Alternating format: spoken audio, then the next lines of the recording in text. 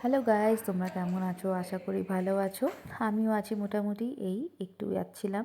এটা হচ্ছে last সানডের video.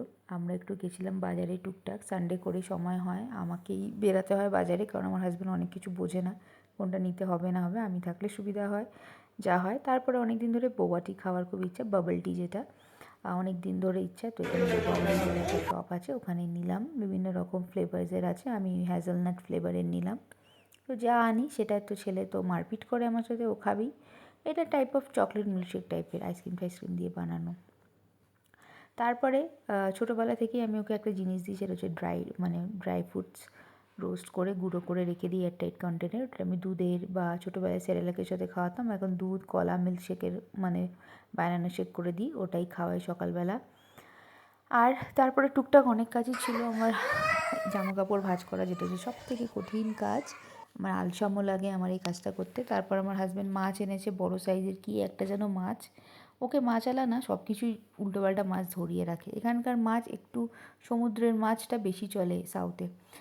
আর তো এটাই বললো যে দাদা নিয়ে যান, ভালো হবে। তো আমি চাটনি বানাচ্ছিলাম, সাথে চাটনি লাগবে, ওর তন্দুরি করবে। এই কী মাছ এনেছে ধুয়ে ধুয়ে আমাকে ফ্রেশ করে রাখে। এই সব কাজ কিন্তু আমার হাজব্যান্ডই করে, যাবতীয় মাছ আনা, চিকেন আনা, যাবতীয় যা আনে ও ধুয়ে ঠুয়ে দেয়, আমি টুকটুক করে রেখে দিই।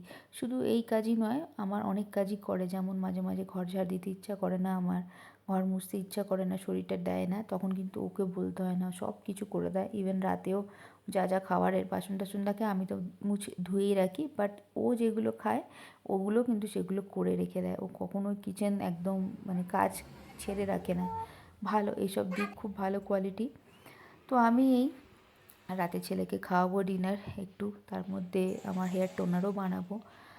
হেয়ার ফলের জন্য আমি এই টোনারটা ইউজ করি। তো কিচেনে গিয়ে এই টোনারটা বানাচ্ছি। অনেক কিছু ইউজ করেছি, ভালো ভালো, আমি সব কিছুর নাম নেব না, বাট কোনো কিছু কাজ করেনি। আমি আগেও যখনই হেয়ার ফল প্রবলেম হতো, কোনো দিনই হয়নি, বাট আগের বছরে হচ্ছিলো, আর এই বছরটা দেখলাম হলো। তাই এই রোজমেরি আর আদা একটু ফুটিয়ে, ভালো জল দিয়ে ফুটিয়ে রেখে দেবো ওভারনাইট। পরের দিন ছেঁকে স্প্রে বটলে ভরে নেবো। আর নর্মাল অয়েলের সাথে, যে কোনো অয়েলের সাথে একটু রোজমেরি অয়েলটাও মিক্স করি, ওতে হেয়ার ফল প্রচুর কন্ট্রোল হয়, প্রচুর মহাবান। তারপর রাতে একটু বানিয়ে নিলাম ধোসা। কিছু আমার খেতে ইচ্ছা করছিলো না, ছেলেকে সিদ্ধ ভাত খাইয়ে দিয়েছি, দুপুরে একটু মাটন করেছিলাম।